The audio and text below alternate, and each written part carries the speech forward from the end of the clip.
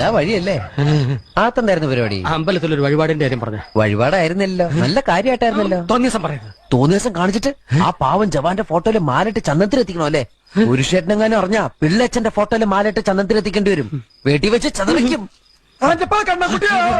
നാട്ടുകാരെ വിളിച്ചു കൂട്ടിട്ട് മോൻ എന്ത് കിട്ടും? എനിക്കൊന്നും കിട്ടില്ല, പിള്ളേച്ചന് കിട്ടും. നല്ല അസല് പുതുക്ക്. വലിയ നിലവിലുള്ള ആളല്ലേ, എല്ലാരും ഒന്ന് അറിയട്ടെ എന്ന്. നീ എന്റെ മാനം കളയരുത്. നിനക്ക് എന്ത് വേണേലും ഞാൻ തരാം. എന്ത് തരും?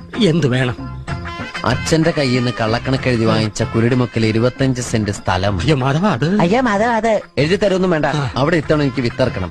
അതെന്റെ ഒരു മോഹം. ഞാൻ പടവല വിട്ടിരിക്കുക. ആയിക്കോട്ടെ, അത് വിറ്റ് കഴിഞ്ഞാൽ എനിക്ക് വിത്തറക്കാലോ. ഇറക്കാം. പുറപ്പെടാം. പോകാൻ വരട്ടെ. ഇതൊക്കെ മറക്കാതിരിക്കാൻ ഞാനൊന്നും കൂടെ തന്നാലോ? വേണ്ട, ആരും കാണൂല. വേണ്ടെന്നേ. എന്നാ ചാടിക്കോ മോനെ.